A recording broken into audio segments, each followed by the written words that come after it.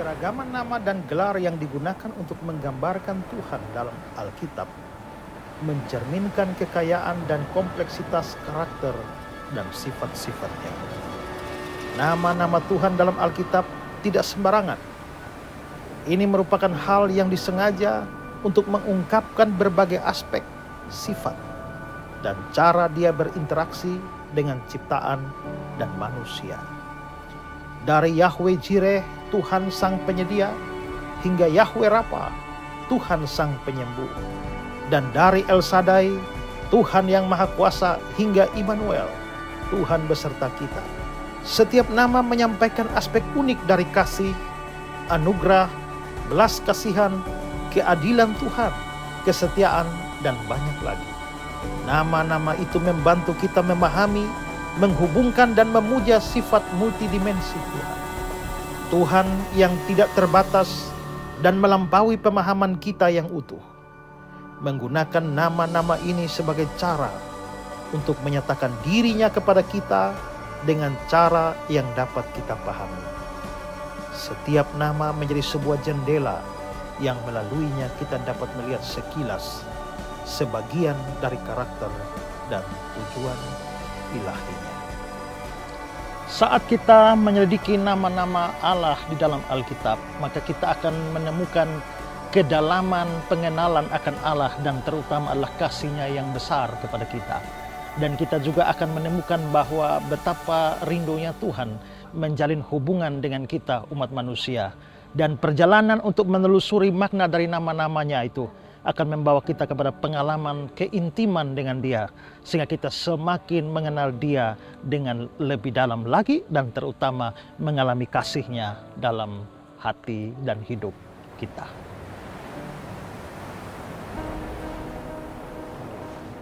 Bukan Yehuwa, bukan Jehovah, tapi Yahweh. Itu pun baru dugaan terkuat saja. Ya. Nah, karena itulah kalau ini baru dugaan yang belum tentu benar, ya rasanya aneh bahwa ada orang-orang sekarang yang bilang kita tidak boleh pakai Allah, harus Yahweh saja. Ya. Nah, baik kalau tepat, kalau salah. Nah, itu kan juga repot. Selamat datang di program Ku Tahu Yang Ku Percaya, sebuah program yang mengajak kita belajar lebih dalam mengenai makna kekristenan dan mengenal lebih dalam tentang Allah.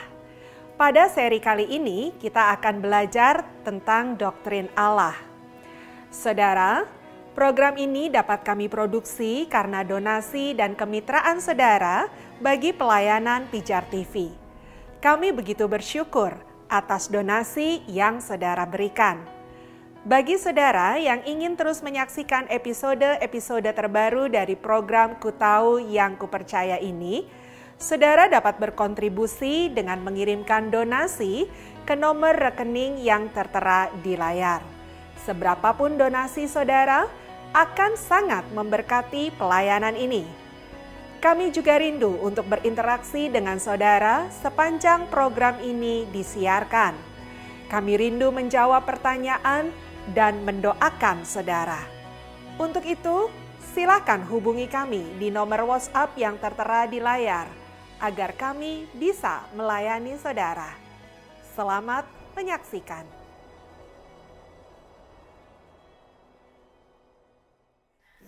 Ya, gitu. Hanya karena beda bahasa saja kan? Beda bahasa. Ada orang pernah tanya saya, Pak, kalau anak saya lahir tanggal 25 Desember bisa kasih nama Yesus? Oh boleh.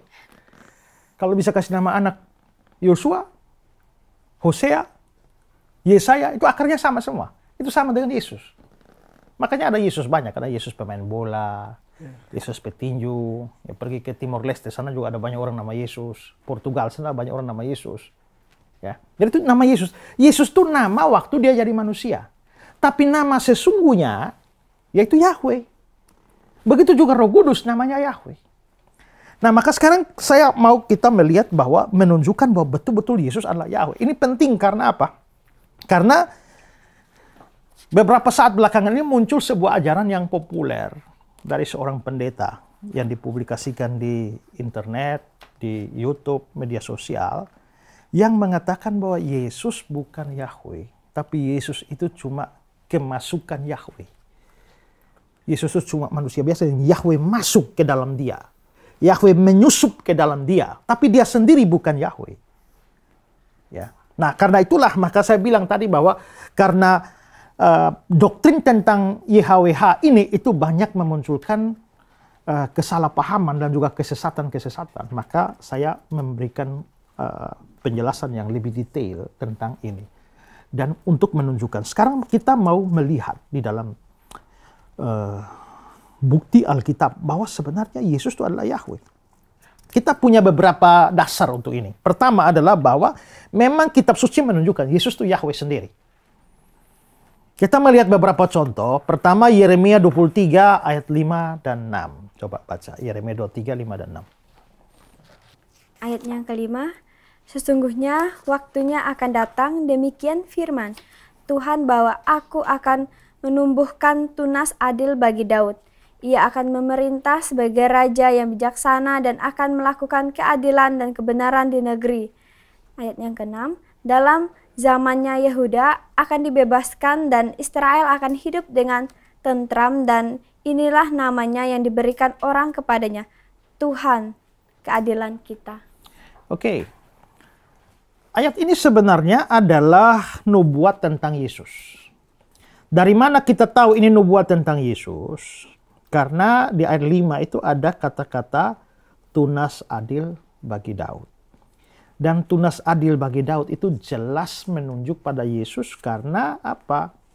Ya, saudara nanti bisa lihat di Yesaya 4 ayat 2, juga Yesaya 53 ayat yang kedua, itu jelas menunjuk bahwa tunas itu adalah Yesus. Juga di dalam Sakaria 3 ayat 8. Ada kata-kata hambaku yakni sang tunas. Nanti juga di Wahyu 5 ayat 5 dikatakan tunas Daud. Dan itu merujuk pada Yesus. Nah, maka kita bisa melihat bahwa nanti juga di Wahyu pasal 22 ayat 16 itu lebih eksplisit. Aku adalah tunas, yaitu keturunan Daud. Maka jelas Yeremia 23 tadi itu adalah nubuat tentang Yesus. Dan di ayat 6 tadi dikatakan inilah namanya, yang namanya untuk Yesus itu, yang diberikan orang kepadanya, Tuhan keadilan kita. Saya sudah jelaskan tadi, TUHN huruf besar itu dari Yahweh. Maka Yahweh keadilan kita. Maka sebenarnya dari situ jelas bahwa Yesus itu bernama Yahweh. Yang kedua, kita bisa lihat dari pelayanannya Yohanes Pembaptis. Yohanes Pembaptis itu dikatakan dia mempersiapkan jalan ya.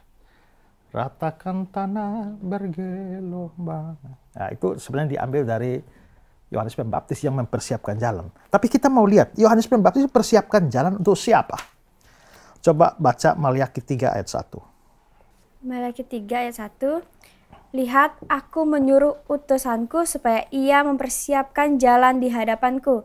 Dengan mendadak Tuhan yang kamu cari itu akan masuk ke baitnya. Malaikat perjanjian yang kamu hendaki itu, sesungguhnya ia datang, firman Tuhan semesta alam. Nah, perhatikan ya. Yang berbicara di sini adalah Yahweh. Lihat, aku menyuruh utusanku. Aku, itu Yahweh. Konteksnya begitu ya. Ya. Karena konteks itu dilihat dari ayat 5-6-nya itu kan ada sesungguhnya aku akan datang hari Tuhan. Jadi itu memang jelas menunjuk pada Yahweh. Nah, tapi supaya lihatlah aku menyuruh utusanku supaya ia mempersiapkan jalan di hadapanku. Utusan itu siapa? Utusan itu jelas adalah Yohanes Pembaptis. Nubuatnya. Nah, terus kalau kita bandingkan dengan ayat 5 dan ayat 6. Sesungguhnya aku akan mengutus Nabi Elia kepadamu. Itu Elia. Tapi kenapa dibilang Yohanes Pembaptis? Ya karena Elia itu adalah, atau Yohanes Pembaptis itu adalah gambaran dari Elia. Seperti nampak dalam Matius 11 ayat 14. Coba baca Matius 11 ayat 14. Matius 11 ayat 14. Dan jika kamu mau menerimanya, ialah Elia yang akan datang itu. Ialah, ia itu adalah Yohanes Pembaptis. Jadi Yohanes Pembaptis itu adalah Elia yang akan datang. Itu bukan berarti bahwa Yohanes Pembaptis itu benar-benar adalah Elia atau hasil reinkarnasi Elia. Tapi maksudnya Yohanes Pembaptis itu mempunyai semangat seperti Elia, yang itu dapat dilihat di dalam Lukas pasal 1 ayat yang ke-17 ya. Nah, berarti Yohanes Pembaptis itu datang. Itu sebagai orang yang mempersiapkan jalan bagi Yahweh. Kita bisa membandingkan itu dengan Yesaya 40 ayat 3. Coba baca Yesaya 40 ayat 3. Ada suara yang berseru-seru, persiapkanlah di padang gurun jalan untuk Tuhan. Ya, jalan untuk Tuhan. Huruf besar semua ya. Berarti jalan untuk Yahweh. Oke.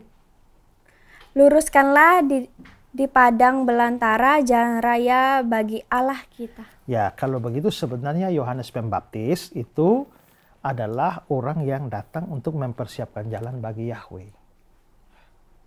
Dari ayat-ayat itu begitu. Dan kalau kita melihat di dalam catatan Injil-Injil, Matius 3 ayat 3, Markus 1 ayat 3, Lukas 3 ayat 4, Yohanes 1 ayat 23, semuanya mengatakan bahwa Yohanes Pembaptis datang untuk mempersiapkan jalan bagi Yesus. Kalau dalam perjanjian lama, di Yesaya tadi dan di Maliaki tadi, Yohanes Pembaptis datang mempersiapkan jalan bagi Yahweh. Sedangkan dalam Injil-Injil, Yohanes mempersiapkan jalan bagi Yesus. Maka tidak bisa tidak kesimpulannya, Yesus adalah Yahweh sendiri, yang mana Yohanes Pembaptis mempersiapkan jalan baginya. Ya. Oke, sekarang yang ketiga. Yang ketiga adalah ayat-ayat yang berbicara atau bernubuat tentang Yahweh itu digenapi dalam diri Yesus. Coba baca Mazmur 68 ayat 19. Engkau telah naik ke tempat tinggi, telah membawa tawanan-tawanan, engkau telah menerima persembahan-persembahan di antara manusia, bahkan dari pemberontak-pemberontak untuk diam di sana, ya Tuhan Allah. Nah, perhatikan di awal, engkau telah naik, engkau telah menerima. Ini kan engkau, huruf besar, berarti itu adalah Tuhan. Dan di bagian akhir itu, ya Tuhan Allah, T-U-H-A-N besar, itu berarti Yahweh. Dan menariknya adalah bahwa Paulus mengutip ayat ini di dalam Efesus 4 ayat 8 dan 9. Itulah sebabnya kata nas, berarti merujuk ke Mazmur tadi. Tatkala ia naik ke tempat tinggi, dia membawa tawanan-tawanan. Dia memberikan pemberian-pemberian kepada manusia. Bukankah ia telah naik, berarti bahwa ia juga telah turun ke dalam bagian bumi yang paling bawah. Nah, maka sebenarnya kalau di dalam Mazmur tadi, Mazmur 68 itu bicara Yahweh, sedangkan Paulus mengutip ayatnya itu dan menerapkannya kepada Yesus, maka menurut Paulus, Yesus adalah Yahweh. Ya. Berikutnya Mazmur 102 ayat 25 sampai ayat 28. Aku berkata, ya Allahku, janganlah mengambil aku pada pertengahan umurku. Tahun-tahunmu tetap turun-temurun. Dahulu sudah kau letakkan dasar bumi, dan langit adalah buatan tanganmu. Semuanya itu akan binasa, tetapi engkau tetap ada, dan semuanya itu akan menjadi usang seperti pakaian, seperti jubah engkau akan mengubah mereka, dan mereka berubah. Tetapi engkau tetap sama, dan tahun-tahunmu tidak berkesudahan. Nah, jelas bahwa kata-kata ini diucapkan oleh si pemazmur kepada Allah. Atau kepada Yahweh ya. Itu nampak dalam ayat 2 dan ayat yang ke-13. Ayat 2 ada kata Tuhan. Ayat 13 Tuhan sama berarti Yahweh. Huruf besar semua. Nah sekarang kita bandingkan dengan Ibrani pasal 1. Ayat 8 sampai ayat 12. Tetapi tentang anak ia berkata, tahtamu ya Allah, tetap untuk seterusnya dan selamanya, dan tongkat kerajaanmu adalah tongkat kebenaran. Engkau mencintai keadilan dan membenci kefasikan, sebab itu Allah, Allahmu, telah mengurapi engkau dengan minyak sebagai tanda kesukaan, melebihi teman-teman sekutumu. Dan pada mulanya ya Tuhan, engkau telah meletakkan dasar bumi, dan langit adalah buatan tanganmu. Semuanya itu akan binasa, tetapi engkau tetap ada, dan semuanya itu akan menjadi usang seperti pakaian, seperti jubah akan kau gulungkan mereka, dan seperti persalinan mereka akan diubah, tetapi engkau tetap sama, dan tahun-tahunmu tidak berkesudahan. Nah, di ayat 8 itu dikatakan, tetapi tentang anak. Mestinya kepada anak. Jadi kita bisa lihat ya, bahwa mirip ayatnya, dan memang itu kutipan. Sehingga Ibrani 1 ayat 10 sampai 12 jelas mengutip Mazmur 102 ayat 26 sampai 27. Tapi kalau dalam Mazmur 102 itu ditujukan kepada Yahweh, maka kata-kata dalam Ibrani 1 ayat 10 sampai 12 itu ditujukan kepada anak. Makanya dia bilang kepada anak atau tentang anak. Maka di sini kita harus mengartikan Yesus memang adalah Yahweh. Coba lihat komentar dari Albert Barnes. Dalam Mazmur itu tidak ada keraguan bahwa Yahweh lah yang dimaksudkan, karena nama Yahweh digunakan dalam ayat 2:13. Dan karena ia disebut sebagai Sang Pencipta segala sesuatu dan sebagai tidak berubah, tidak seorang pun yang membaca Mazmur itu bisa meragukan bahwa itu menunjuk kepada Allah, dan jika Sang Rasul bermaksud untuk menerapkannya kepada Tuhan Yesus, itu membuktikan secara paling meyakinkan bahwa ia adalah ilahi atau Allah. Berikut lagi kita melihat Yesaya 6 ayat 1-10. Memang agak panjang tetapi ini penting. Dalam tahun matinya Raja Uzia, aku melihat Tuhan duduk di atas tahta yang tinggi dan menjulang, dan ujung jubahnya memenuhi bait suci. Para serafim berdiri di sebelah atasnya, masing-masing mempunyai 6 sayap. 2 sayap dipakai untuk menutupi muka mereka, 2 sayap dipakai untuk menutupi kaki mereka, dan 2 sayap dipakai untuk melayang-layang. Dan mereka berseru seorang kepada seorang, katanya, Kudus, kudus, kuduslah Tuhan semesta alam, seluruh bumi penuh kemuliaannya. Maka bergoyanglah alas ambang pintu disebabkan suara orang yang berseru itu, dan rumah itu pun penuhlah dengan asap. Lalu kataku, celakalah aku binasa, sebab aku ini seorang yang najis bibir dan aku tinggal di tengah-tengah bangsa yang najis bibir. Namun mataku telah melihat Sang Raja, yakni Tuhan semesta alam. Tetapi seorang daripada serafim itu terbang mendapatkan aku. Di tangannya ada bara yang diambilnya dengan sepit dari atas mezbah. Ia menyentuhkannya kepada mulutku serta berkata, Lihat, ini telah menyentuh bibirmu, maka kesalahanmu telah dihapus dan dosamu telah diampuni. Lalu aku mendengar suara Tuhan berkata, Siapakah yang akan kau utus? Dan siapakah yang mau pergi untuk aku? Maka sahutku, Ini aku, utuslah aku. Kemudian firman-Nya, Pergilah dan katakanlah kepada bangsa ini, dengarlah sungguh-sungguh tetapi mengerti. Jangan, lihatlah sungguh-sungguh tetapi menganggap jangan. Buatlah hati bangsa ini keras dan buatlah telinganya berat mendengar dan buatlah matanya melekat tertutup supaya jangan mereka melihat dengan matanya dan mendengar dengan telinganya dan mengerti dengan hatinya lalu berbalik dan menjadi sembuh. Oke, di ayat 1 dikatakan aku melihat Tuhan. Lalu di ayat ketiga itu muncul Tuhan huruf besar semua. Berarti Yahweh. Lalu di ayat yang kelima, mataku telah melihat Sang Raja yakni Tuhan semesta alam, Yahweh semesta alam. Dan ayat 10. Perhatikan kalimatnya ya. Buatlah hati bangsa ini keras dan buatlah telinganya berat mendengar, buatlah matanya melekat tertutup supaya jangan mereka melihat dengan matanya, mendengar dengan telinganya dan mengerti dengan hatinya lalu berbalik dan menjadi sembuh. Jadi jelas ya bahwa Yesaya sedang melihat Yahweh. Dan Yahweh itu mengucapkan kata-kata dalam ayat 10 tadi. Nah, sekarang kita membandingkannya dengan Yohanes 12 ayat 37 sampai 42. Dan meskipun Yesus mengadakan begitu banyak mujizat di depan mata mereka, namun mereka tidak percaya kepadanya, supaya genaplah firman yang disampaikan oleh Nabi Yesaya, Tuhan, siapakah yang percaya kepada pemberitaan kami? Dan kepada siapakah tangan kekuasaan Tuhan dinyatakan? Karena itu mereka tidak dapat percaya, sebab Yesaya telah berkata juga, Ia telah membutakan mata dan mendegilkan hati mereka, supaya mereka jangan melihat dengan mata dan menganggap dengan hati, lalu berbalik sehingga aku menyembuhkan mereka. Hal ini dikatakan oleh Yesaya karena ia telah melihat kemuliaannya dan telah berkata-kata tentang dia. Namun banyak juga di antara pemimpin yang percaya kepadanya, tetapi oleh karena orang-orang Farisi mereka tidak mengakuinya berterus terang supaya mereka jangan dikucilkan. Jadi terlihat bahwa Yohanes 12 ayat 40 itu jelas mengutip dari Yesaya 6 ayat 10. Jadi kedua teks ini sangat dekat hubungannya. Tapi kalau dalam Yesaya 6, Yesayanya melihat Yahweh. Maka dalam Yohanes 12 ayat 41, Yesaya telah melihat kemuliaannya, berarti kemuliaan Yesus.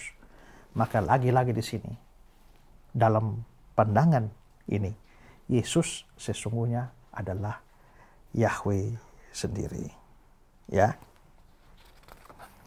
Ya, dan masih ada banyak ayat lagi yang bisa menunjukkan itu secara cepat ya. Kalau saudara bisa membaca Yeremia 9 ayat 23 dan 24, nah saudara bisa membandingkan itu dengan 1 Korintus pasal 1 ayat 31 dengan 2 Korintus 10 ayat 17. Di mana Yeremia 9 bilang orang harus bermegah dalam Yahweh.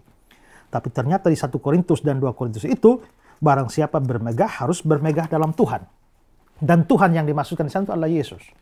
Sehingga kalau orang harus bermegah dalam Yahweh, sedangkan perjanjian baru bilang orang bermegah di dalam Yesus, maka tidak bisa tidak, Yesus itu adalah Yahweh sendiri. Ya. Oke, sekarang saya akan masuk kepada bukti yang lain.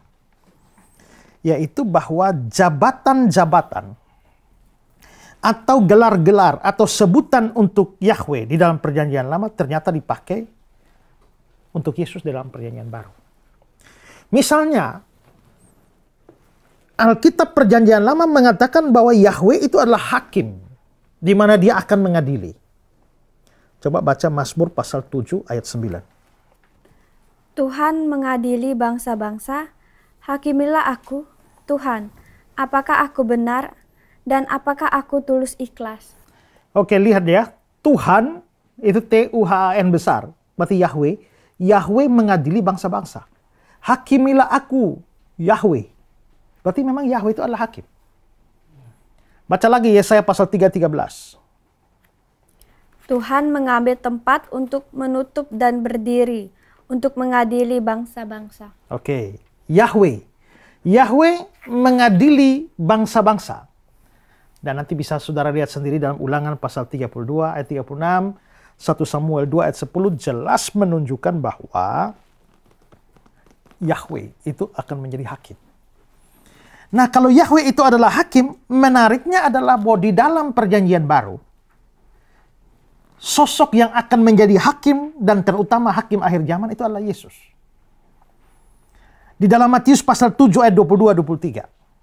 Pada hari terakhir banyak orang akan berseru kepadaku, Tuhan, Tuhan, bukankah kami bernubuat demi namamu dan mengusir setan demi namamu dan mengadakan banyak mujizat demi namamu juga?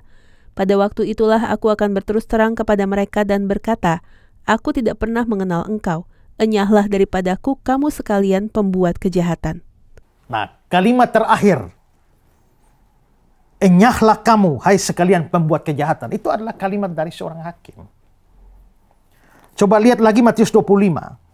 31 sampai 33. Apabila Anak Manusia datang dalam kemuliaannya dan semua malaikat bersama-sama dengan dia, maka ia akan bersemayam di atas tahta kemuliaannya. Lalu semua bangsa akan dikumpulkan di hadapannya dan ia akan memisahkan mereka seorang daripada seorang, sama seperti gembala memisahkan domba dari kambing, dan ia akan menempatkan domba-domba di sebelah kanannya dan kambing-kambing di sebelah kirinya. Ya, secara khusus ayat 32 tuh ya. Lalu semua bangsa dikumpulkan di hadapannya, dia memisahkan mereka seorang daripada seorang. Itu adalah penghakiman. Nanti saudara membaca seluruh pasal itu, terlihat bahwa memang Yesus mengadili pada akhir zaman dan memberikan upah dan hukuman. Maka saudara lihat, di perjanjian lama, Yahweh itu hakim. Di perjanjian baru, Yesus itu hakimnya. Maka kesimpulan yang tidak bisa terelakkan adalah Yesus itulah Yahweh. Karena sama-sama hakim. Oke, paham ya? Oke, sekarang bukan hanya soal hakim, tapi juga soal gembala, di mana Yahweh itu diperlihatkan dalam Alkitab sebagai gembala. Ayat terkenal, Mazmur 23 ayat 1. Mazmur Daud. Tuhan adalah gembalaku, takkan kekurangan aku. Ya, Yahweh.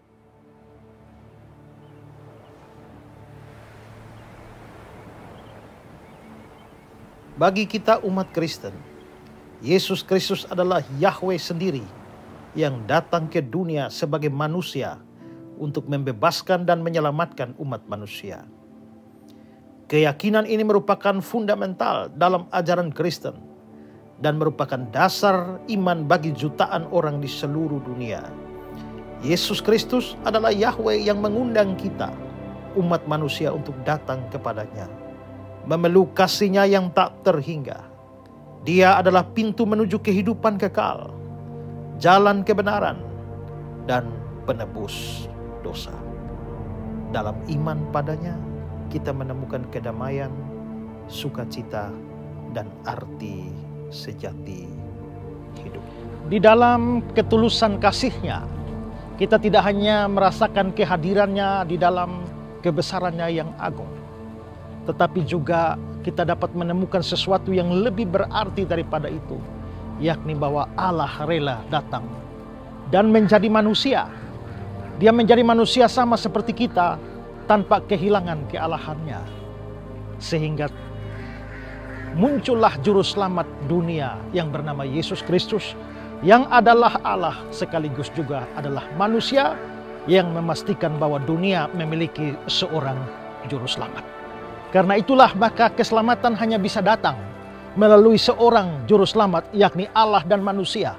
Seorang manusia untuk menggantikan kita orang berdosa sebagai manusia yang berdosa, tetapi sebagai Allah, supaya nilai penebusan yang Dia berikan itu mempunyai nilai keselamatan yang tidak terbatas bagi saya dan saudara, bahkan untuk seluruh umat manusia di dunia.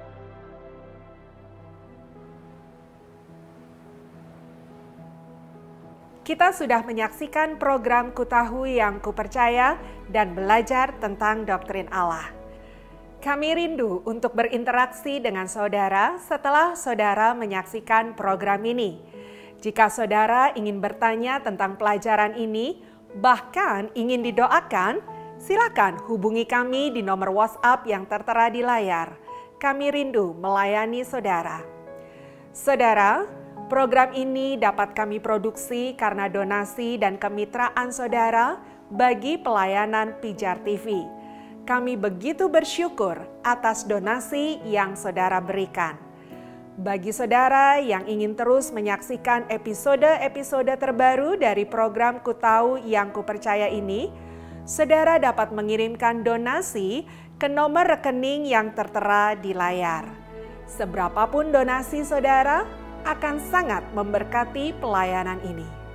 Terima kasih untuk kebersamaan saudara dalam program Kutahu yang Kupercaya ini. Sampai jumpa di episode berikutnya.